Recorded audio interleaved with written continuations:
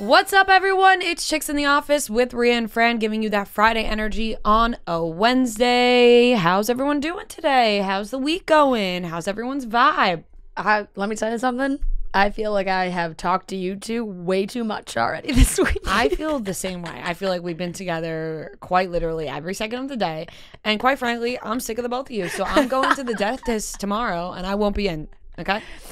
I will not be in. I will not be in this office tomorrow because I will be at the dentist. Are you nervous?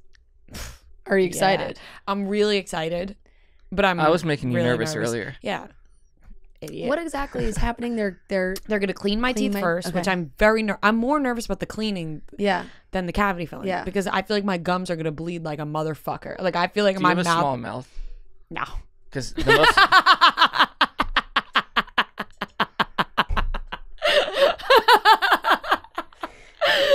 Oh boy, no, you walked right into that one. Noah's been walking himself into a lot of things on the show. I was just gonna say the most annoying You have a part small mouth. is when they like have to clamp your mouth open and then your jaw is just like. What I'm worried about is that I've been having this like throat breathing problem lately that it's just in my head. We're all falling apart. It's literally in my head, and it happened to be at the dentist last time I was there when they were doing something, and I was like, oh my God, I can't breathe. Yeah. But I could breathe perfectly fine. No, I'm really nervous about the cleaning aspect because the dentist, the guy, was like, you need to get people hate when we talk about the dentist, so I don't know why I'm still going on about this, but I'll make it short. He said, we need to clean your teeth before we put the cavities in, because if we put the cavity fillings in and you start bleeding, they're white. It's going to be a problem. But I'm going to bleed like a bitch when they clean my teeth. Yeah. Because my teeth bleed when I brush them. Yeah, but they're used to that. Every I think everybody's Every day? Not every day. I think but everybody's teeth bleeds when they're clean. I'm at a the hard dentist, brusher. though. Yeah. Like I think that's just part of the course. Yeah. All right. I think I have an infected tear duct or something. An infected tear duct. You know what? I There don't is know. something going on with your eye. I got something going on. There is something going my on. So outer, stop touching it, though. I know. I didn't put any eye makeup on today for that reason. Well, you're beautiful. Thank you. My the outer corner of my left eye. Since I woke up this morning, it hurts. Like it feels bruised. There's not really visibly anything there. Not gonna lie, there is a little something there. Like over here in the corner. Don't put your Yeah, hand. sorry. I know I shouldn't have. Maybe you were sleeping on it. Give me your weird. hand. We were up late Give me your recording. hand. Bad. I think we were up late recording, and I was rubbing this eye a lot. It's a little red. So I think I might Maybe you have have pink eye. I think I may have No, irritated that's it. not No, pink this eye. wouldn't. Pink eye, I wouldn't not have come into the office. and you would know that's not pink eye. This is like I've never had this feeling you may have before. a sty. But like Have a you ever had a sty? Yes, but a sty you like can see. Sty. No, What about- no. I've had styes that I couldn't see. Really? Yeah. What if you had an Anytime eyelash I've gotten in a your sty eye? before, it was like a little bulb on like my Sometimes eye. it's just in the inside. You can't even see it. Well, that could be it too. But every time I blink, it hurts. Well, Oh God. we're wishing for the best. Yeah. Noah, anyway. how about you? What's going on with you? Nothing really. Boring. Like health wise. No, just in life. Anything at all. Anything. Just nothing. I have nothing Oh going my God. on. I don't Put know me what to to tell sleep, you. why don't you? I don't know what to tell you. I'm trying to think. Nothing. Damn. Kind of at that point in the summer, I feel like it's like. Summer's like I don't even want to talk over. about it. Summer's like basically over. It's so depressing. This summer went by so fast. right, and all my weekends are so booked up, fast. which for the next until September. I know. And that makes it go by even faster. When I you know. have set plans, you're like, fuck. I know. I don't even have a time to just sit back. Like all of a sudden, it's fucking Labor Day weekend. How did we get here? Yeah, what are you doing for Labor Day Blinked. I think I'm home. weekend? Oh, nice. I think I don't have any plans. Oh. You want to hang out?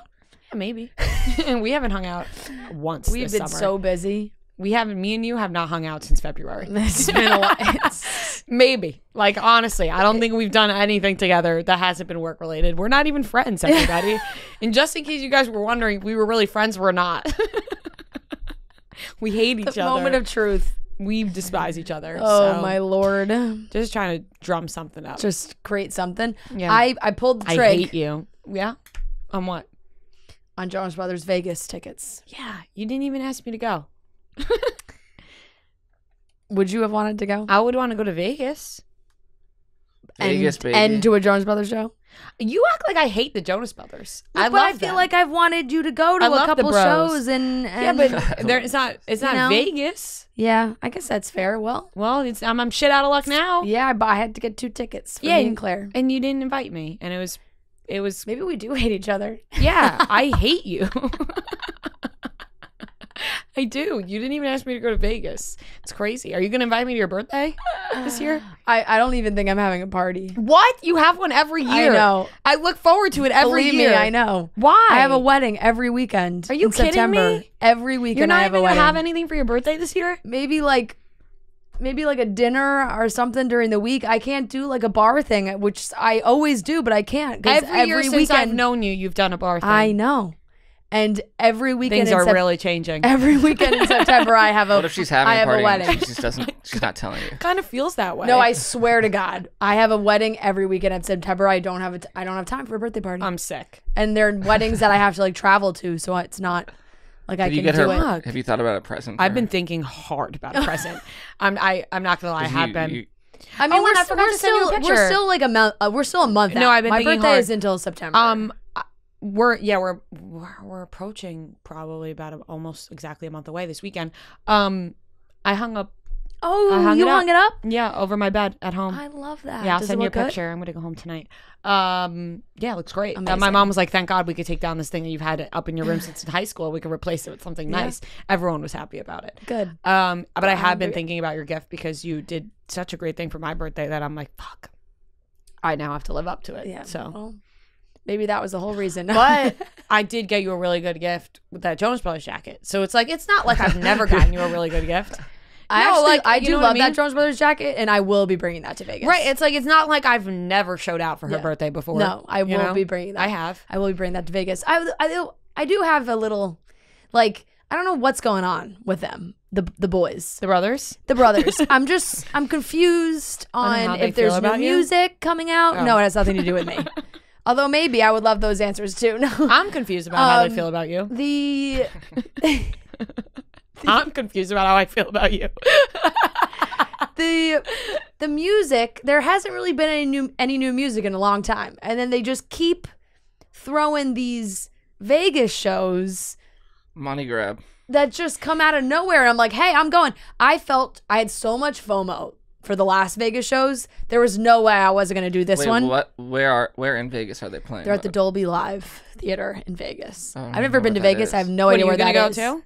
No, just wondering. So never been it's to but Vegas? I've never been. But it's 3 days in November, and it's just like randomly on Monday they just posted we're doing 3 more shows in November, and it's like, is there a new album, a single, Question. anything? Question. Bueller. Yes. Why don't you make this a little birthday trip? I don't have to go to the show. Why don't I make a little birthday trip Yeah, why don't you make this a little birthday trip? I don't have to go to the show, but like, can we party a little bit in Vegas? to celebrate my birthday in November? Yeah, it's only a month after. That's 2 months after. It's about a month and a half. It's pushing it. Okay, It's pushing it. fine. I have the worst fucking ideas ever. Shut I mean, up. no. I'm happy to go. I'm happy to go to Vegas No, for a I'm silly clearly reason. not wanted. You just want to gamble. Let's it's do that. It's very clear that she doesn't want me there. Let's do that. Do you sense this? Oh my God. Absolutely not. Why don't Sure, book your ticket. Yeah, go. we do? I've never been to Vegas. I don't know what to do. You go to the casino. You gamble. You go to the clubs. Just- Honestly, it's the very only time easy. I've ever been to Vegas, I was in 5th grade. So Yeah. So we really have no actual adult Vegas experience. my parents have gone every year of their life. That's true. It's not hard to navigate. It's a strip. Yeah, Everything's there. Yeah, Have you been to Vegas? For my 21st birthday, yeah. You went to Vegas for your 21st birthday. Yeah. Big This man guy. on campus. Well, This I was in Renaissance LA man. already, so we just drove up. Holy shit! You had the big. You're Well- Dixie D'Amelio. well, damn. Is that what she did? Yes, Yeah, yes, you big, just did. Oh. Big birthday bash. It was one of the headlines this weekend. Holy moly. Take a Yeah. look inside of Dixie D'Amelio's big Yeah. 21st birthday bash in Vegas. Holy moly. Yeah. Who'd have thought? Yeah, Stayed not at me. The Hard Rock. That's sick. That's amazing. Yeah, it was fun. I haven't booked any accommodations or any travel. So if people have a favorite place in Vegas, Or if somebody wants to hook her up with free rooms recommendation, or a big let me suite know. that I Let could me stay know. in. That would actually be so fun. You should I still show think up about without that telling her. Atlantic City weekend that we had. It was so much fun. Yeah, it was. When we stayed in It that was- suite, the Borgata. It was The awesome. Borgata. That was so much and fun. We stayed in that presidential suite. Yeah, It was fucking sick. We were like, what the fuck are we doing? We had no That was business my being first there. cigarette. Yeah, you did smoke your first cigarette. Me Wow. and Kelly Keegs. Got me Not hooked. something I should be proud of. It was saying. that was a great time. Yeah. Yeah. And Maybe Vegas you would could only smoke be your first cigarette elevated. in Vegas. The concert's on a Thursday night, so maybe we just stay through the weekend. Yeah. Who knows if I ever get a formal invite over text message. A written, you want would like it in form? Mm-hmm. Okay. This doesn't feel real to me. Okay, I'll craft an invite. Okay. Maybe I'll send you a paperless post. Don't do it tonight though. Okay. That feels fake. I'm just gonna randomly send you a paperless post invitation. Okay, a cool. formal invitation. Do not Friends do gonna it eventually soon. invite you, and then you're gonna be like, I can't go. That's. I Yeah. feel like that happens every time. Someone- I get lazy. It's more. Correct. It's more just laziness. My mom's so mad at her. Okay. Well, we're not going to go down this path. We're not going down this path of the vineyard thing. We're not. Maybe we go in October. Oh no, where? they'll be in Florida. To Florida. To Florida. I'm going to see your parents to with Florida. or Right. without you. Yeah, in yeah. You'll Florida. see them in Florida. You don't got to come, but I'll be there. You- That's I don't want you there. I have. People are going to think I'm being serious. I have 5 weddings in September and October. That's awful. Yeah. Now I'm going to shoot you straight. Yeah. That's awful. I have a week of literally every weekend in September after Labor Day, and then 2 weekends. Fran's in October. voices on Monday are going to be non-existent between a wedding and then the games. Yeah. Oh, We might have to hire a new host. I've been fired. I've been fired. Just on Mondays. Just, Solo shows. just Imagine. on Mondays. I don't even know what would come out of my mouth. I can't do a solo show. It would be really dangerous. All right. Like imagine me and Noah doing a show together, the things we would say, and it would cause a yeah. problem. You'd have no anchor. We wouldn't. Okay. Let's get into the Let's do it. let's get into this thing we have call a the great podcast. interview today. Yeah, we do. With Jennette McCurdy talking about her new memoir. I'm glad my mom died.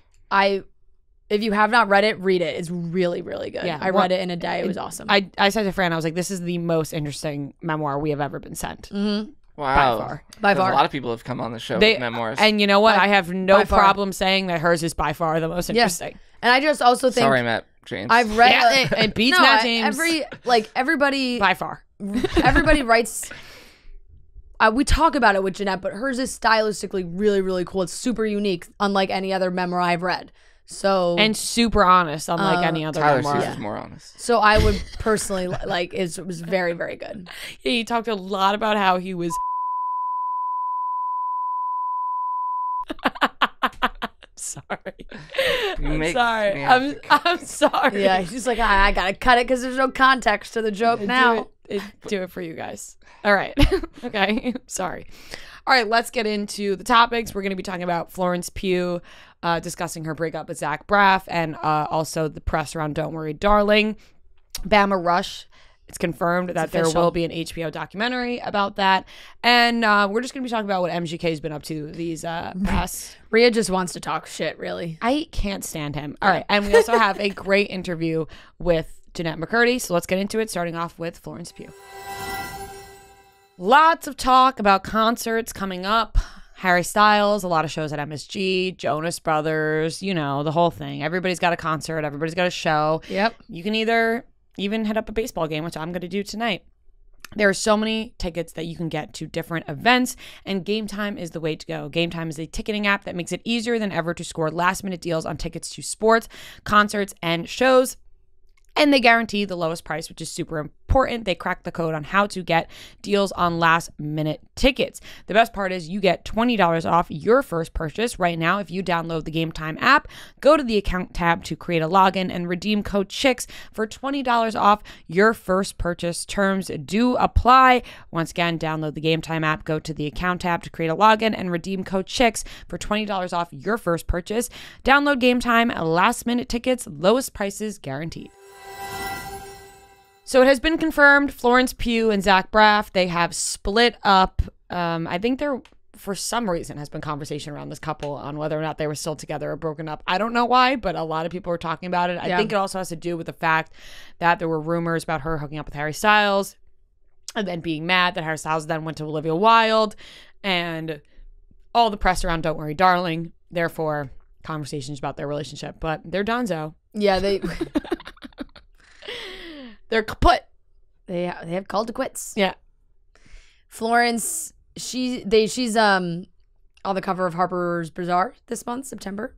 And there's been rumors, because it has been like, are they together? Are they not together? They have kept it quiet for a long time. We're all the way in August now, and she did say that they had broken up earlier in the year, I think. Maybe, I don't know if she might not have actually said a time. She said, so you're just making things up for people now. Yeah. Cool. Well, I'm going to read what she said. We've been trying to do this separation without the world knowing, because it's been a relationship that everybody has an opinion on. We just felt something like this would really do us the benefit of not having millions of people telling us how happy they are that we're not together. So we've done that. I automatically get a lumpy throat when I talk about it. That makes sense. That's it. She so clearly doesn't like this movie. Like, I fully believe all the rumors now. Yeah, I'm kind of buying into the rumors as well. Not Skinny But Not Fat posted about how in all her past times that she has promoted a film, there's a very lengthy caption and discussion about the movie. And then with Don't Worry, Darling, it was just like one little line, and then it was just like the trailer for the movie. She also talked about how she doesn't like the conversation around the movie being all about Harry Styles' sex scenes and her. I think that she is an actor. I think she takes artiste. Yeah, I think she takes that very seriously, and I don't think she likes that this has now been knocked down to what probably she would qualify as like teeny bopper fans of Harry Styles, like freaking out over the clips of. You have to see that coming a little bit. Yeah, but I don't know if she like really understood the extent of it, and I also think this, because of the movie and because of Olivia and Harry's relationship now, it has put so much interest in the movie and interest in their own lives that I think she's pissed off that it's like it's becoming more about Harry and Olivia's relationship and those things than the actual movie. She said like the line talking about paparazzi and privacy and things like that and relationships. She said we haven't signed up for a reality show. Like she clearly does not like the speculation and all those things and like having to share too much, and doing a movie like this where now these two are together. When she decided to do this movie, Harry and Olivia Wilde were not together. So it's taken on a life of its own with them now being in a relationship that she probably was like, I didn't sign up for this shit. Although maybe she hooked up with Harry at the beginning, and maybe that's also I like that theory. That was like more that? fun. You like that rumor? It's probably the one, the first one. Yeah. But the theory that her and Harry were hooking up and then he went to Olivia Wilde is just a little bit more fun. Yeah, no, definitely is. Definitely juicier. Either way, it's probably not. Here's the thing, though. You think it's not that deep, right? It's probably not that deep. But then you think about your own life, and you're like, like we talk so like people talk so much shit about people, and like it's just like you talk so in depth about other things and people and things happening in your own life and whatever, and you're like, she probably is talking about Harry Styles and Olivia Wilde being together, right? Like that is probably happening, and she's probably pissed about it a little bit. She sees all the headlines. The movie comes out so soon, they're going to have to start doing press. Are they going to do press paired? Are they going to do it alone? Is Olivia going to do it with them? Is Olivia going to stand in between them, put her arms around them? If you were her and you see all these headlines coming up, because that's like the whole what's being talked about, you would, if it wasn't true, you would just be like, this is ridiculous. It's not true. Right. She hasn't said that. She's the star. But she doesn't really address that. Like, she doesn't. But wouldn't she want to be like, this isn't true? No. Like, I don't hate Olivia Wilde. What celebrity does that, though, when there's a story about them that's not true in the press? Not everybody just outright comes out and says it. I guess, but I feel like when do we ever, we talk about rumors all the time. A-list celebrities they all hate each other. Don't say, that Us Weekly story was wrong. Like, I guess, but I feel like this is taking away from the movie now. I honestly I actually don't think so. I don't think if so. anything, it's making people more interested in seeing the movie. Right. But that could also be. Yeah, but But I could see is not interested in the that. conversation is Florence Pugh is the star of the film, but she's not being treated like the star of the film right now. Yeah. Olivia Wilde and Harry Styles' relationship's being treated like Harry the star of the Styles film. is the star. Yeah, she said. Florence Pugh is the star of the film. Yeah. Over Harry Styles. She is the. No, I know She she's the is lead, the but like lead. when you're in a movie with Harry Styles, like he's No, but she is the lead. Let me tell you something right now. Doesn't matter about star power. You are the trolls that she's addressing in this. No, we're not I talking know, about. but We're we're not just talking about We're not real- talking about who's the star in real life. We're talking Yeah. about in the movie. Who is the lead in the movie? It's Florence Pugh. her name's She at the has top more of the call sheet. dialogue than Harry No, Styles. yeah, So I gotta yeah. boil it down for No, you. I know.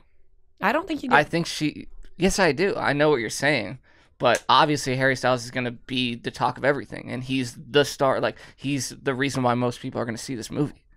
No. Yes. I mean, a lot of people are going to see it because of him, but people would see this movie without Harry Styles in it. You put, what's his face? Is Chris Pine is the other guy? Or no, it's Chris Pine. You put Pine's in Chris Pine in the spot that Harry Styles is in, people are still seeing this movie. Not nearly as. If you many. put like Noah Centineo in Harry Styles' role, people would go see It's it. an interesting movie. You are right. There are More people will see it with Harry Styles, There are but very young Harry Styles fans that probably will want to see this movie. I hope their parents don't let them.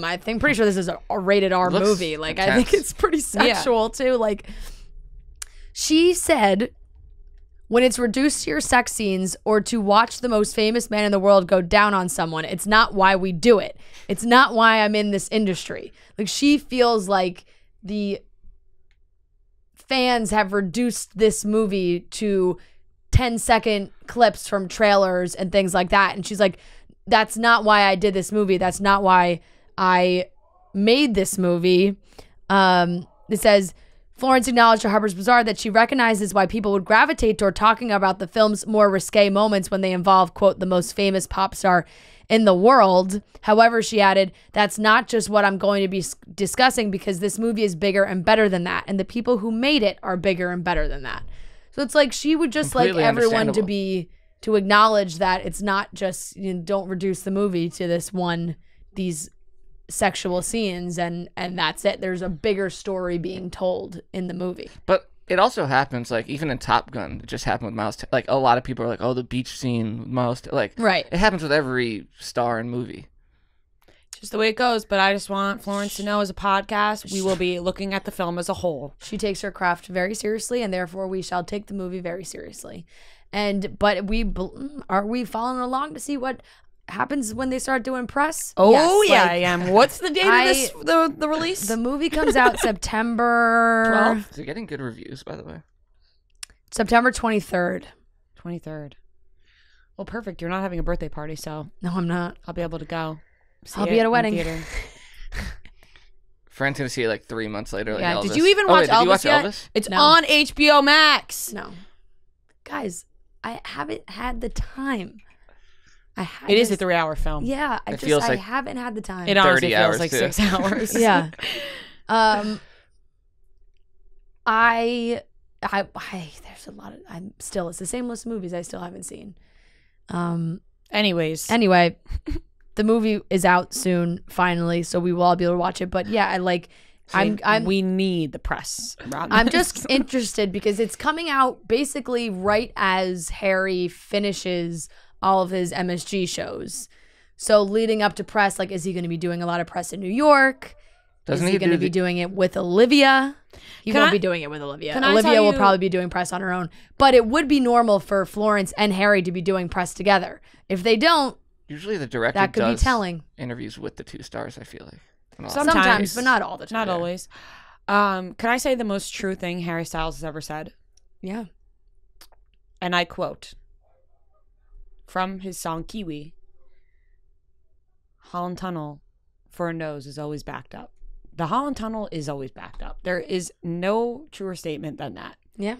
He knows what's he knows I was waiting. what's up. No, Something like the really Holland deep. Tunnel, I am in a lot these days. And my God, that thing is quite literally always backed up. He is so right about that. He hit the nail on the head. Oh boy. I wonder what. I'm very interested to see what his New York life is going to be like since he's going to be here for like a month. Hopefully he ain't traveling to Jersey because that Holland Tunnel is not smooth at all. So yeah, That's why I take the Lincoln. We're almost there. Very specific New York traffic decisions. Yeah. It's in one of his songs. It is. Like Imagine you just if said. he came in here. He's right down the street. for a Please, month. Harry, just come in. We're nice. You could see him walking down the We street. would have a great interview with him. It'd be fun. It would. We We'd have a would. good time. Anyways. Damn. That'll Just never the happen. thought. Could you imagine if he was in this room? No. We wouldn't put him in no. here. We'd have to rent out a studio. No, I would actually. He'd hit yeah. his head on the light. No, We'd I, actually- I would be so embarrassed. I'd no. We'd actually have to do it in the Cutting Stems set. No, that would be even worse. He'd be like sweating. It'd be like 100 degrees down there. Is that You totally why? didn't pick up on it. It's in a bed, Noah. That's, Oh, I didn't pick up on it. Yeah, no. And I am not reducing him to his sex scenes. Anyways, moving on. Anyway, Florence and Zach broke up. They broke up. They broke up. And I really don't care. I kind of felt like we must have known that. I just felt like that was assumed, and she just confirmed it. Wait, but- was that before or after she got? Remember, people thought she was with that other guy from We Are the Millers. Oh, Will wow. Poulter? Will Yeah. Poulter.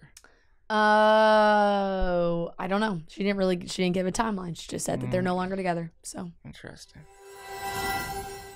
If you watch Cutting Stems, you hear us talking about Mattress Firm all the time and unjunking your sleep. We live in a land of junk sleep where there is always one more deadline to meet, one more episode to watch, one more meme to send to the group chat, where you are staying up late and your mattress is not doing it for you. It's lumpy, it's old, it's dirty. Who knows? You've had it forever. You need to upgrade your life and unjunk your sleep. Sometimes, those extra parts of your life, your head is just, you can't turn off your thoughts when your head hits the pillow. You need a mattress that is going to help you, invite you to just have the best sleep. Mattress Firm wants you to know that junk sleep is what you get from sleeping on a bed that isn't right for you. America needs real sleep, the kind you get from a bed that actually matches you and your sleep preferences. Mattress Firm confirms that they will find the right bed for you at the right price with their low price guarantee. You can even try your mattress for 120 nights to be sure. So to unjunk your sleep, go to mattressfirm.com or a Mattress Firm store today and speak with a sleep expert. It has been reported that Bama Rush TikTok. will be given an HBO documentary. And now there's been a lot of rumors about this. Apparently some girls are going into Rush Week mic'd up. Apparently the sisters, I don't know what I'm talking about when it comes to sororities, are going to find the girls that are mic'd up and kick them off campus. There was a ton of rumors. They scare the ever-living shit out of me. I'm not going to lie. The TikToks scare me so much. They are all so intimidating. I'm so scared of all of them. Like it's the most intimidating world. I love out watching there. them though. No, I watch them. Yeah. But I'm so intimidated by them. I'm like, Yeah. oh my God, I'm so scared. And it did feel like you said, it was crazy that they were like, oh, people were being spied on. Like, we got to know what's happening. Or some people on TikTok were commenting like, oh my God, are you going to be on the show? Like all these things. I feel like everybody's really been focused on, there's one girl that I feel like I see everywhere. Kylan? Yes. I don't know how Call? to say her name. Or maybe I'm not. Cylan. Or is it? I was thinking it's with a K. Oh, K. That's what I meant. Kylan. Kylan Darnell. Yes. I don't know why I said Hall. The L's. Yeah. Yes. Her stuff has been popping up. Her TikTok, it has been all over my For You she page. gets millions of views. Millions. My God, this one is 7.3 million. I got to see what's This in her one rush was bag. nothing. This one was absolutely nothing. Is And it about what was in her rush bag? no, it's like they just have envelopes. Oh. Well, she could be getting her bids. Oh, yeah. I Sure, mean, another one. The world of sororities. So there has been this rumor that they were doing it. Now it is confirmed. Variety is reporting that it is happening. That it will be a subject of a new documentary from Vice Studios. They're doing a deep dive. It's going to be directed by the Introducing Selma Blair director, Rachel Flight. It's in production in Tuscaloosa right now. Rush Week is happening, where more than 2,500 students rush 19 sororities. In a statement via Vice, she said, "This film is a thoughtful and compassionate portrayal of young women in 2022 as they rush the sorority system at the University of Alabama." A representative for Vice Studios told The Times that, quote, "hidden microphones are not involved in the production, following rumors that surfaced on TikTok about sorority candidates that have been caught with concealed recording devices during recruitment. The university is aware of reports that outside parties have facilitated unauthorized recordings of our students involved in recruitment," to Assistant Director of Communications at University of Alabama wrote. "The university has not authorized any third-party entity to film, record, or document any recruitment activities and does not allow media inside occupied buildings such as residence halls and sorority houses." So I'm not quite sure how they're doing this, but they're doing it. The documentary has allegedly been in the works at Vice since Bama Rush first became popular on TikTok during the 2021 recruitment season. And one recent graduate told The Times that she was approached last November via Instagram by a person who claimed to be a Vice Studios producer about being a part of a film set up at HBO Max, but she ultimately declined. I'm very interested. I will definitely be interested in this documentary. I'm confused on how they're going to actually get what they need to get. Right, it's like, how are they getting the content, or is it they're just like talking about rushing, or people that have done it already? Yeah, like I want the juicy stuff. I don't know how I'm confused on how no one on TikTok has just fessed up to being on it, or said, because but I guess they don't want undercover. But this is the thing, you're going to be on, it's going to come out, and then what? Right, then your whole and then everyone in sororities is like, "Oh, you lied and you were part of this documentary the whole time." Right, and then you're a snake. Yeah. It's like a TV show that writes itself. Exactly. So I feel like the people that are doing it must be sororities vocally saying that they're doing it. Scare the shit out of me. Why not just join a cheerleading team at that point? It's the same thing. Oh boy, it is. That's not true. So I did cheerleading in high school. It's got vibes of sorority. Yeah. Well, yelling, chanting. The dancing is impeccable. Yeah. Some of these girls, they really know how to move. The recruitment dances, the outfits, everything is insane. The pressure of being in a sorority gives me anxiety, and I am not even a part of one, and I will never be a part of one. I'm way past the age now, but the anxiety that it gives me thinking about joining a sorority and stuff is just like that. I would never go through what I hear. Like that's the thing, and I don't want to sound like I'm above it or whatever. I just would never do it because I know myself, and I know I hate every aspect of like feeling like I need to like fit in with people. Yeah, but you guys know it's like it's not terrible at like every school. No, I know that. I know that, but at it's least just, with fraternities, I feel like a lot of schools are pretty bad. It's just the idea of it, of like girls are so mean. My brother and sister, it was not bad, but girls can be so mean. I can't tell you what really happened. And like, just I don't know, it scares me. Like they can be so mean. Well, that is definitely true. It's such a major thing. So E-News wrote that to date right now, the Bama Rush tag on TikTok has accumulated more than 1.2 billion views. Crazy. That's wild. It's also like around that age range where people are like most on TikTok. Yeah. Too. So I guess this documentary is in production now, so it is happening. But it is going to be interesting to see like if anything we see on TikTok now is used for the documentary, what I'm trying to say? Like where they intertwine. I could see this whole thing falling apart.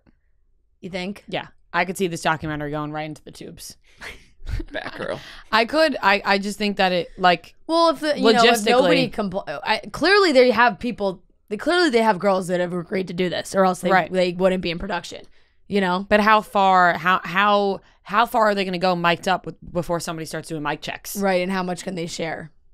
Well, they definitely can't be mic'd up. I don't think they can be mic'd up like in the houses or anything like that. So they might. It might be like they have to go in and do what they do and then talk about it after. But then that's kind of boring. Yeah, that's a good point. So that's a good point. I'm very intrigued by this. Me too, and I can see it just being cut. Yeah, I guess you have a point. If they're also think especially if it's going to be on HBO Max. Oh, jeez. We know they have no issue cutting things. If they do, for them to report it in Variety, though, I feel like it is their way of saying we're fucking doing this shit. We're doing it. Yeah. They also reported back on Variety. That is true. I'm just going to tee this one up for you, but, you know, Machine Gun Kelly's been doing some shows. He's cutting his face with bottles again. He's bleeding all over the place. I hate him. I do. I do not like Machine Gun Kelly. Yeah. And I don't care. There's been a lot of discussion about their relationship status. Like so many rumors of if they're still together or not, him and Megan. And people are like, oh, I saw on Dumas. It's like, no, I just saw her here. Or like he was just talking about her at this show. So it's like, just stop. Just chill out, man. You don't need to break glass on your face and bleed everywhere all the time. You don't. Like, it's a part of his. He's a rock star. It's a part of his his like, thing, oh my God, you're such a rock star, bro. Relax. It seems like he's trying hard. That's why it just doesn't feel natural to me. Like, that's maybe my biggest issue with it. He has to prove himself. Yeah, like, are you a real rocker, bro? Because it doesn't feel like it. I don't know who am I to say, but I don't like him. I don't like him anymore. And not that I ever really liked him in the first place. I think I've been saying this for a while that I really haven't been on Machine Gun Kelly's side here. Yeah. But lately, I'm just like, stop. Like, just shut up. Like, I just don't, like, okay, you love blood and you love smashing things on your face and bleeding out everywhere. And wasting, like, thousands of dollars. Wasting thousands of dollars and, like, putting yourself in serious harm to zip line across the stadiums in Cleveland. Like, just fucking chill out, bro. Chill out. He did this show in Cleveland. You're not Motley Crue. Like, he thinks he's like, it's crazy. He apparently wanted to go back to the stadium at 5 a.m. He tried to sleep in the middle of the field. Other footage from the concert showed fans cheering as he declared, "I'm rich, bitch," before chugging a glass of wine and smashing the glass. MGK also told the crowd that he would be fined $70,000 for each additional 10 minutes the show goes on. And then that's what he said. You know what I say to that? I'm not stopping this show for shit. I'm rich, bitch. Like there's and then nothing. He ziplined the entire length of the stadium. There's like a whole cruise. Let me tell you something. I will say ziplining the entire football stadium, pretty cool. I will say that's that's pretty cool. But it's just like nothing about him I find endearing at all anymore. Like, I'm rich, bitch. Only some people can say that, and it's cool. But when he says it, it just sounds douchey. Yeah. I'm sorry. I'm just not sold on him. I know. I don't.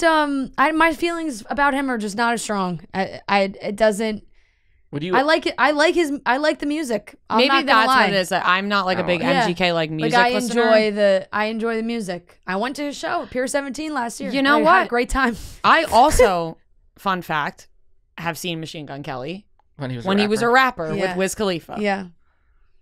He's his pop punk is a different side of him. Yeah. Have you seen that clip going viral on TikTok? It always goes viral, but he's on the Breakfast Club like 10 years ago, and Charlemagne is just like, I don't respect you, like, as a rapper, and he's like, he does this whole freestyle. And he's like, you can't tell me that you don't feel that. And like, I don't know what to tell you, man. Listen, musically, I don't know. Like, I know people love it. I'm not gonna judge his music. I don't. There are songs that I do like. Yeah, no, and I'm sure they're great. Not my.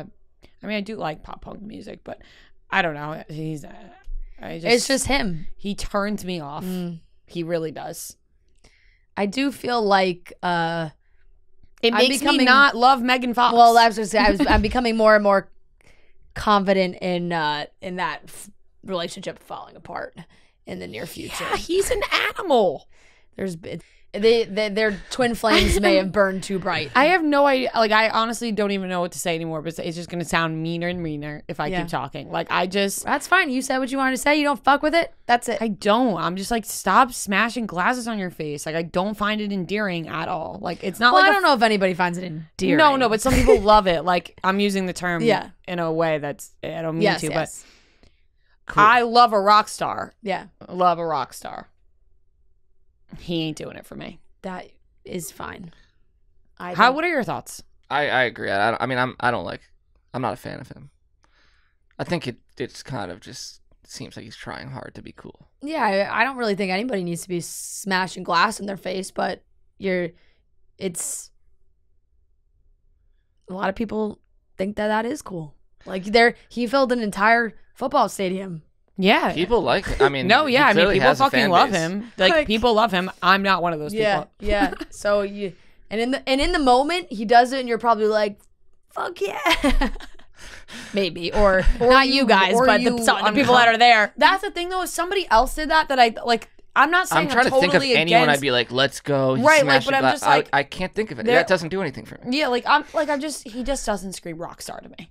He just doesn't. I think he's a fake rock star. Ooh. Yep. Come at me. I don't care. People are gonna be pissed at that. But you can say whatever you want to say. I know, and I can't keep seeing this man. Harry Styles is more face. of a rock star than him. Look, yes, and I genuinely think that. That's true. This is what I'm saying. I hear you guys. Your opinions are valid. Mm-hmm. I don't mind him. I'm gonna open up his Instagram right now. I really don't. And I think that just comes down to, like, I do enjoy listening to his music. I think if I liked his music... Do you listen to his music, like, regularly? Or like... Not regularly, but, like, if a song comes on, I'll turn it up. I'll listen to it. I think if I liked his music... And like I said, I went to his show last year. I thought it was a good show. I think his acting is his best quality. You know what? Same. I actually really enjoy him as an actor. Yeah, like, everything he's in as an actor, I'm like... You know what? I love Coulson, the actor. I think he's a great actor. There you go. And thank you for bringing that up, because I do think he's a really good actor. I hate his outfits. Like, I'm sorry. Every outfit he wears makes me want to puke. Like, I hate his outfits. I don't know why. Like, they're so, I love the color pink, but he elicited such a strong emotion for you. It's just like, everything is just so, like, makes me, like, his outfits make me nauseous. They're bright. The bright pinks. I love pink, but it's just like, look at that. Yeah. Ugh. Whatever. Tickets to my downfall. I don't hate his music, you know what I mean? Yeah. But great actor. He played a great Tommy Lee. Yeah. In The Dirt. Even like what was that Pete Davidson movie that he was in as like his friend? He was good. Yeah, they were good. Big Time Adolescence? Yeah. Well, Sydney Sweeney was in that? Yeah. Yeah, that was good too. He's good. Yeah. He's a good actor. That was a nice way to end with saying something nice. I think he's a great actor. Yeah, there we go. I wouldn't say great. Let's just end it on that. We have an awesome interview with Jennette McCurdy. But before we do that, everyone, Coors Light is the official beer of everything unofficial, celebrating those moments that truly make summer chill. We're winding down here, guys. It's almost to the end. We got a few more weekends, and you got Labor Day weekend. Make sure you make the most of your Labor Day weekend, even if you don't have any plans. Make sure that if you're on the beach, your cooler is packed with Coors Light. There's only one beer out there that's literally made to chill, and that's Coors Light. The mounds on the bottles and cans even turn blue when your beer is cold. That way you always know when it's time to chill. Those unofficial moments are the best moments of summer, in my opinion. The weekend was when you don't have any plans. You just know you're going to lounge, relax, have a good time. There's nothing too serious you have to do, and you can do it with the official beer of everything unofficial, Coors Light. Make the most of your summer with a chance to win exclusive chill merch, fun local experiences, even a trip to New York, Chicago, or Los Angeles. Enter to win at CoorsLight.com/chicks. No purchase necessary. Sweepstakes ends 9/19/22. Game ends 9/6/22. $50 USDC. 21 plus only. Void where prohibited. For rules, visit CoorsLightSummer.com. And always celebrate responsibly. This comes from the Coors Brewing Company in Golden, Colorado. All right, everyone, we are here with a very special guest. We are joined by Jennette McCurdy. Her new memoir, I'm Glad My Mom Died, is out now. We have read it, and we are so excited to talk all about it. Thank you for joining us, Jennette. Thanks for having me. I'm excited to be talking with you guys. I finished this in a day. I flew through it. I was so like... Oh, my God. It was great, and it was eye-opening to so many things, because I do think... Rhea and I are definitely in that age group of, massive, we watched iCarly. Like, that's our, we're 25 and I'm almost 28. So that's, we're in that world. And you think like, oh, I was 13 and watching these shows. And I just thought that this girl was her character. I just assumed that that's just who she was, like in real life. Yeah. And I'm reading your book. I'm like, oh my God, kids are so stupid. Right. Exactly. And I think that the media, the articles, whatever, things come out, right? And you're like, what do we believe? What do we not believe? But then you give us this and we're like, all right, now we're getting the facts. And everything is just like laid out on the table. And obviously the title, like when people first hear it, they're like, whoa. But I also thought it was fucking awesome. Like I thought it just was like, boom. Yeah. Just lets you know what this is going to be about. Were there any other working titles you guys had, or did you know that this is what you wanted to name your book? I knew that's what I wanted the title to be. There were never any other considerations. And I also, when I initially showed it to my lit agent, he was like, let's see what the publishers say. Like, here we go. And my editor at Simon & Schuster was the first person who read the proposal, and he was so on board with it, which just was so validating, because I was concerned that no one would want it and think like, oh, I'm not getting a book with that title. But to have him be so supportive and totally get it and be drawn in because of it was very validating and fulfilling. I mean, that's how you rope people in. Like if you really want people to know what's going on, that's how you rope them in. And so you've been talking a lot about this book, and I'm curious how the press has been for you, because you're doing different podcasts, interviews. How has that been for you? Because you did talk a lot about in this book about how stepping away a little bit. Stepping away. Yeah. You were done with acting as a kid. You kind of just like didn't really want to be in front of the camera, and you're doing all this press. So how are you feeling now doing all of this? Well, that's such a considerate question. I appreciate that so much. I was definitely nervous going into the press, like beforehand. I kind of saw the schedule and I felt like, okay, I want to make sure that I had like a therapy session specifically for how I can show up and be myself and not feel like I fall into reverting to who I used to be in press, which felt very much, I'd make myself smaller and I'd just kind of like giggle a lot and not really say anything and just kind of have a smile plastered on my face while I'm chucking whatever the thing was that I was trying to be selling. But it is refreshing to be talking about something that I care about, that I'm passionate about, because I don't have any there's no like stock soundbite that's been filtered through network executives and 8 rounds of people and had a million drafts before I just kind of like utter the soundbite. Now it feels very much more connected and I feel like I'm able to be present, which is a relief. But I will say, initially the press that started coming out was a lot of headlines, and the headlines were very stressful. Like the headliney stuff, I felt like, oh God, I was crying in my bed one night, just thinking like, God, I really tried to put my whole soul into this book, and to feel like that wasn't really being acknowledged, and it was more just like the clickbaity headline aspects were being acknowledged. It was disappointing. But then this amazing thing happened where it shifted and people started reading the book and connecting with it, and it completely changed, and it stopped becoming about the headlines and it became more about people connecting with it. And that was so touching to me. And it was great to have that after having the low of like, oh God, it's just going to be these headlines and the feeling of disappointment. But it was definitely an emotional. Yeah, absolutely. I do think that is a big part. You see that a lot with memoirs, that you want to sell books. So the weeks leading up, excerpts are sent out, and a lot of times those excerpts are some of the juicier stuff, and you don't have the full context because it's only a paragraph of the story. Right. And then, those get turned into those headlines and nobody's even read the book yet. But then the book came out, and I saw the exact change that you saw, because I did see all those headlines right before the book came out, and we knew you were coming on the show, and so I was obviously reading those articles. And then once the book came out, I saw a lot of TikToks coming up on my page that were talking about the title of your book and the things, not just about Nickelodeon or whatever, but the things about your mom and the things you went through very personally, that I saw so many people writing like, I am so happy that somebody is so openly talking about their relationship with their mom. Like, I have a relationship with my mom like this, and people think you're nuts that you could feel this way towards your parent, but like sometimes that's just how you feel. And so I saw that conversation happening more, which I thought was exactly why you would, write something like this, is to not only is it a therapeutic experience for yourself, but also for other people to be like, wow, I went through the same thing and I know I'm not alone. And like, it's okay to feel a certain way towards your parent.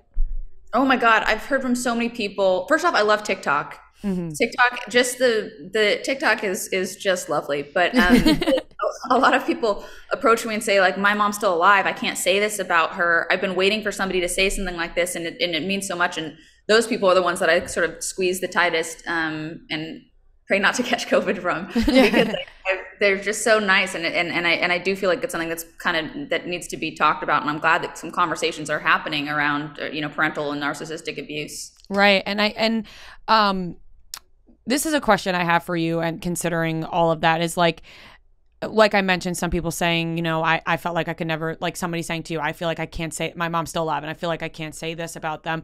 Did you think that while you were growing up, you were like, this is my mom, I can't feel this way about her? And then like, when did it shift to realizing like, oh no, this person is actually terrible to me, and you know what, she was my mom, but I need to just see it for what it is?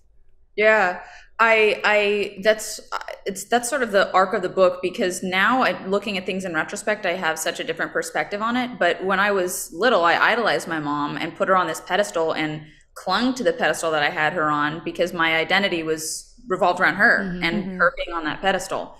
But now I think when I first started to have like an inkling that, oh, this isn't healthy, or this isn't normal, or this isn't right, I think I was probably 11, and it's when my mom taught me an eating disorder. She taught me calorie restriction, which very quickly led to anorexia.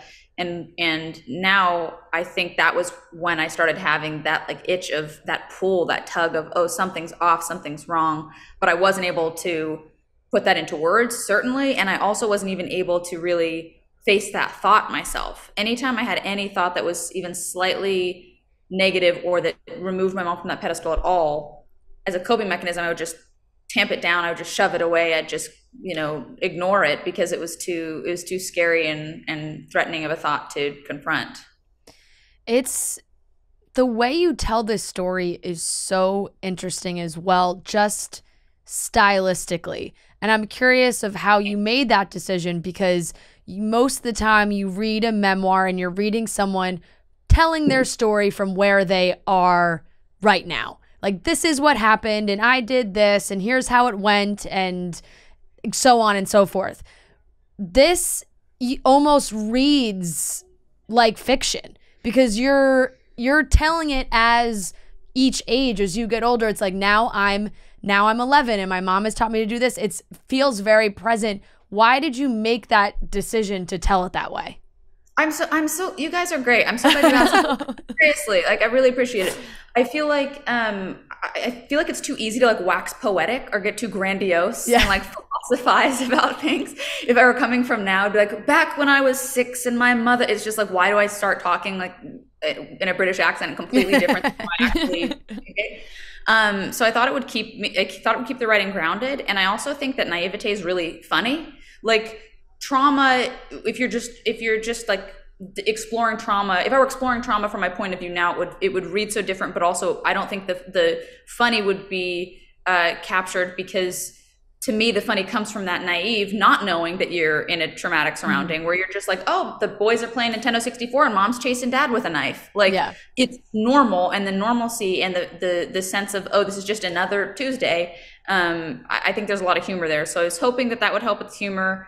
And then also, you mentioned that it kind of reads like fiction, and that was also an important piece to me, was that I wanted it to just read as a good book and not like this, overindulgent memoir where it's just goes on and on. I really wanted to keep the pace good. I wanted it to read entertaining, and I hope that's what happened. Yeah.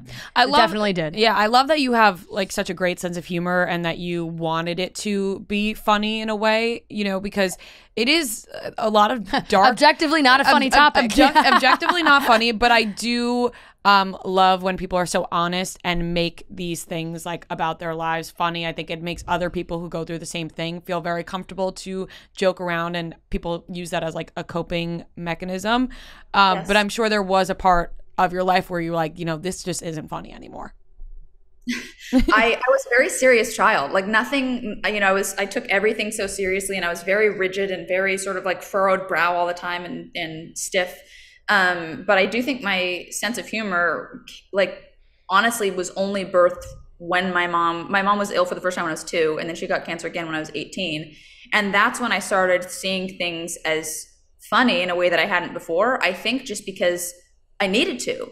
I think otherwise I just would have been curled in a ball crying. It would have been too difficult to handle the circumstances around me. So I think then was when I started kind of establishing a sense of humor, and my brothers were all very funny, and we were all able to laugh through a lot of the tragedy without making light of it, just the humor that was happening very vividly right in front of us. You write your story and you talk about your mom, and your mom is no longer here, but you do include, like you said, your family, your siblings, your father, all of these people. What was their reaction to you kind of letting it all out there for the world to read?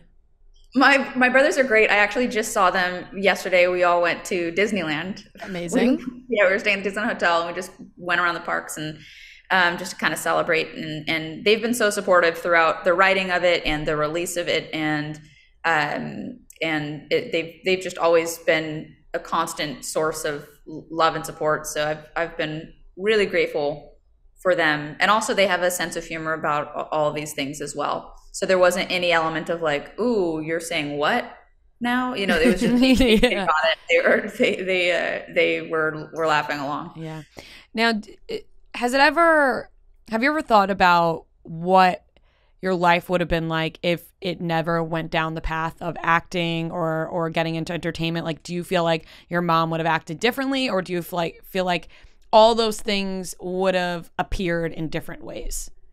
I think there was no not acting with my mom. I think she had her sights set on, if I have a daughter, I'm going to shove her in the showbiz and slap those white strips on her teeth and get her an agent and call it a day. And I just think no matter what, she would have found some way of sort of shoehorning that in. But I do think about that sometimes. I do think about what life would have been like without any sort of acting. But there's been this cool switch that's happened.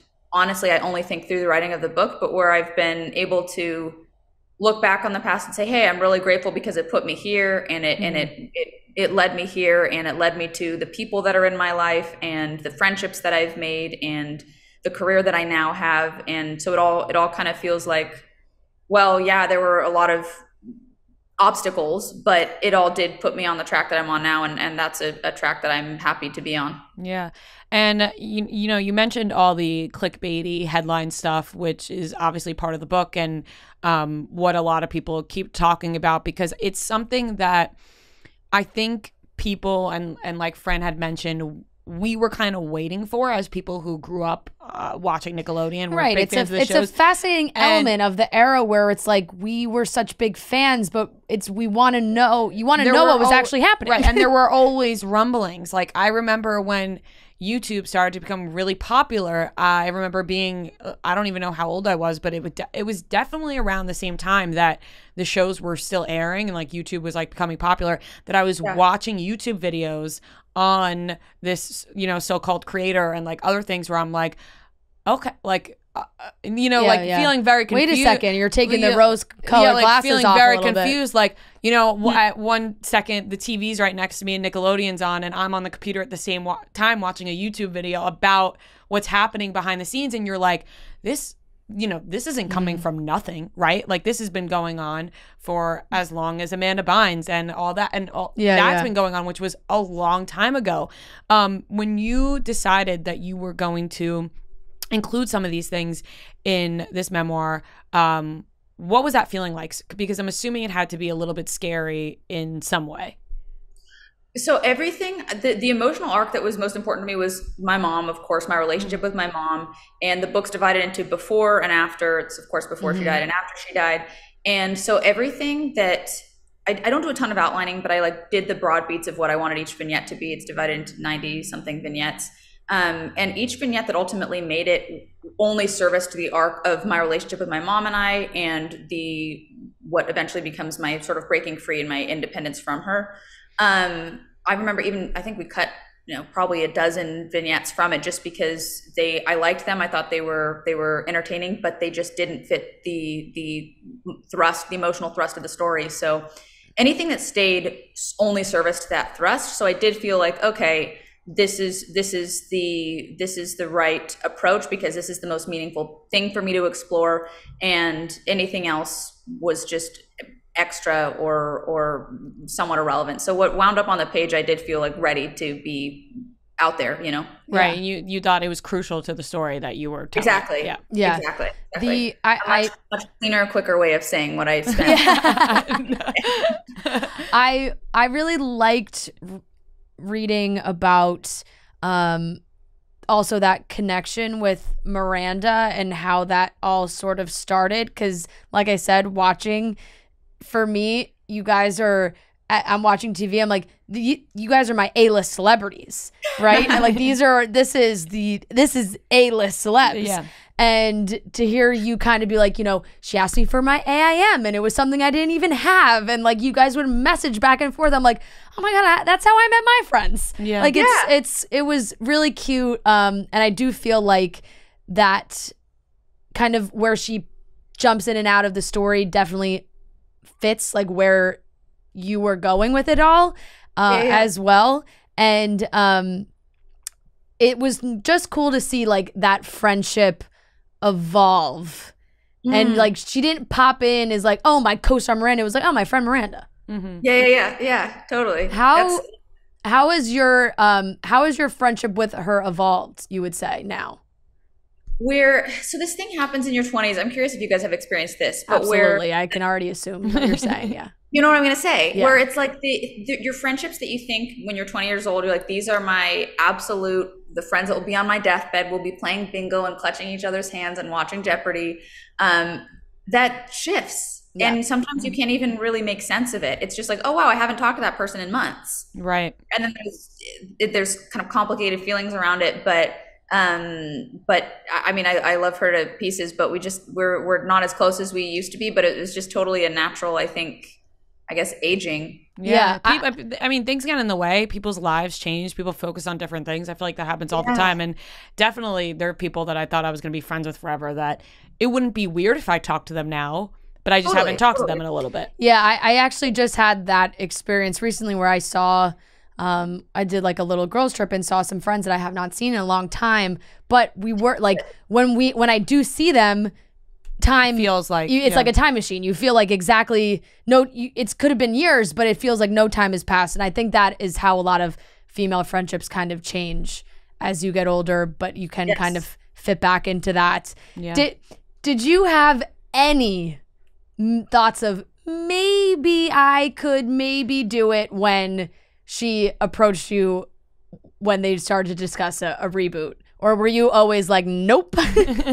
No. So I say in the book sort of that it was a simple decision, and it came from this place of what serves my mental and emotional health, and that really is the first thing that I run my decisions through. Just because there were so many decisions that were not run through that filter, and it really, I know what those consequences are, and so it sort of is simple in that way of just, okay, does it help that, and if it doesn't get past that first line of defense, there's no chance. Yeah. It's just you taking control of your own life and making that decision like, you know what? No, I don't want to be on this show. And it makes sense.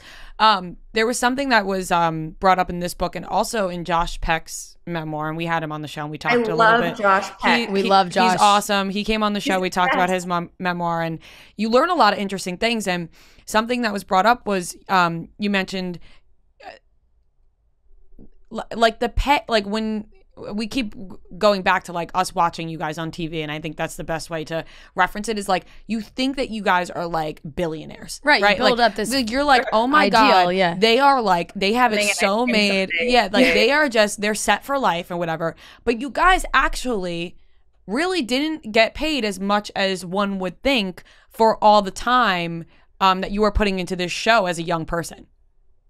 No, absolutely. You know, there's also a lot of pay differences around what network a show is on. Whether or not you get residuals has a lot to do with it. That was our most mind-blowing fact. We're like, they don't get residuals. Yeah, nuts. These shows are on TV constantly. They're on Hulu. They're on Netflix now. I mean, how do you feel about people going back and watching, you know, iCarly and Sam and Cat now? Like, do you feel fine with it, or are you kind of like, you know, that's just like not, it just wasn't me, and you wish that it wasn't being brought up again all the time?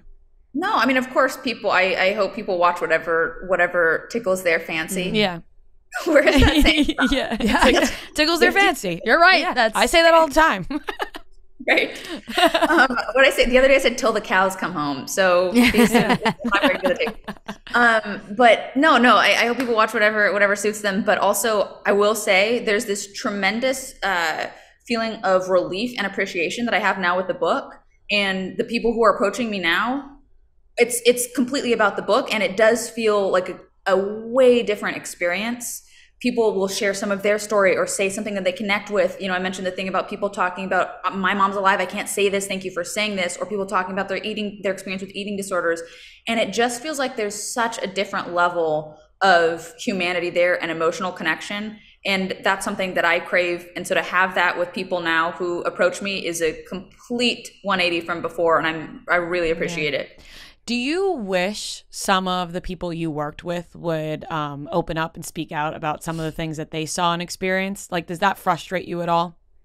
I just own my experience, and I've tried. I feel like that's the best approach for me. I can only know my experience fully, and I can only speak to my experience fully. And what everybody else does with theirs is their right. But I'm content with how I handle mine. What is coming next for you? Because I think you're such a fabulous writer, and Thank you. I look back to, you know, you telling your mom, "Hey, mom, I wrote a screenplay," and she's like, "You're not going to be a writer. You're an actor. You're an actor. You're not a writer." But you were young and already thinking with that mindset, that writing mindset. Is that something that you want to continue doing? Yes, I would love to. I've been working on a novel and a collection of essays, and that's been really creatively fun and explorative, and the novel especially is very, very fun because it's not about my life, and I've explored that pretty thoroughly. Yeah. So it's really cool to kind of get into another character's point of view and write through, because it's written through her point of view, and sort of write through her experience and to give voice to someone else, even fictional, even a fictional someone else is really fun. Yeah. Do you want to focus more on books and that sort of writing, or would you want to venture into, like Fran said, like, writing a screenplay or a TV show or anything like that? I love screenwriting. I would definitely want to venture out into that as well as directing. That's been a really fun experience for me. And I like working. I love working with actors. It's so, I didn't have much fun doing acting myself. It was just very stressful, but I love communicating with them. I think they tend to be very sensitive, compassionate people, and watching them sort of do what they do and how, and observing how differently people do acting and their own approach. It's just so fun to watch. Yeah. I would assume that you would be great working with actors and, being behind the scenes, because you know what it's like to be treated not the right way. And so you would know how to handle it. I think that does make a difference. I think I have the experience of being a kid on many different sets and just being, half the size of everyone else, looking up and just kind of wandering to a mark and not really knowing how anything works. So especially, I definitely have that child. I remember that child point of view, but even if it's not a kid that I'm working with, I just think it's a very vulnerable thing to be acting and putting yourself out there emotionally. And I think actors deserve a lot of respect. I love that, when you get towards the end of this book, it does feel like you are completing a story. You are so young, and it felt like there's so much life has been lived. What do you, how do you feel about your, mental state now and how you feel present day? I appreciate that also. I actually, a couple months ago, it's funny you mentioned that I'm so young, because a couple months ago I was freaking out about turning 30. I couldn't believe it. I booked a therapy session specifically to talk about turning 30 and the anxieties, and they're like, "Oh my God, what's happening?" But it was a relief to be able to have a therapy session about something like turning 30, because I've had therapy sessions that were about life-threatening eating disorders and about grieving my mom and about all these really heavy, intense things that I was sitting across from Aaron, Zooming across from Aaron, and we were able to just laugh about how what a treat it is to be able to have anxiety about something as simple as turning 30. So that's been a real pleasant turnaround, I guess, just the therapeutic experience. But mental health wise, I feel good. I feel sturdy. I feel like I've been able to be really present throughout this, whole experience. And I'm excited to be talking about the things I'm talking about with the people that I'm getting to talk with about these things. Yeah. Mm-hmm. And I'm excited about the connection that's happening. I think that my life has never felt so like in tune with sort of what I want and what I hope. And so that's a really, really cool feeling, for lack of a less eloquent. Yeah, no, I think that there's a lot of great conversation happening around your book in all different ways. And did I see that did it sell out like on Amazon? Which, yeah, that's incredible. That's I always thought that was like impossible. Yeah, I thought Amazon there was just like a plethora of books. Amazon just always had the book. I thought that Amazon just always had everything. Exactly. Like, endlessly. So that's really cool. So that is a testament to how many people love this book. Really proud of yourself. You should feel really proud of yourself. And I hope that you're giving yourself time to relax as well, while also enjoying all this press. Because like I mentioned, the first thing I said to you was like, it's a lot to be constantly talking about the things that shaped you and were traumatic experiences over and over and over again. And people are asking you the same questions and you're like, well, I just wrote a book on it and now I'm reliving it in every interview I do. So I hope that you're also taking the time for yourself. Thank you. That's what the Disneyland trip yesterday with the nieces was all about. We just had we went on Space Mountain. We went on the Smuggler's Run, the Star Wars ride. I love it. Was fun. That's amazing. Well, Jennette, thank you so much for joining us and talking to us. Everyone can I'm glad my mom died. I don't know if you can get it on Amazon. Yeah, it may be sold out. You got to go to Barnes & Noble. Yeah. You got to drive there and get it. You can get it. I'm sure, if you're a Kindle reader, you could do that. There's people could read like that way. Did you do audio for this? I did. Yeah. Amazing. I narrated it. Mm-hmm. Which I also think is a great way to read or listen to memoirs, is when the author gets to actually audibly tell their story too. So that's another way you could consume it. But we absolutely recommend. There's some beautiful, scary, dark, funny, awesome stories that are in here that I think everybody will love to read about. So thank you so much for talking to us. Thank you so much. You guys for having me. I really hope to do this in person sometime. You guys are great, and I really enjoyed this. Yeah, we really hope so. We would love to. Thank you so much. Thank you. Sounds good. Thanks, guys. Bye.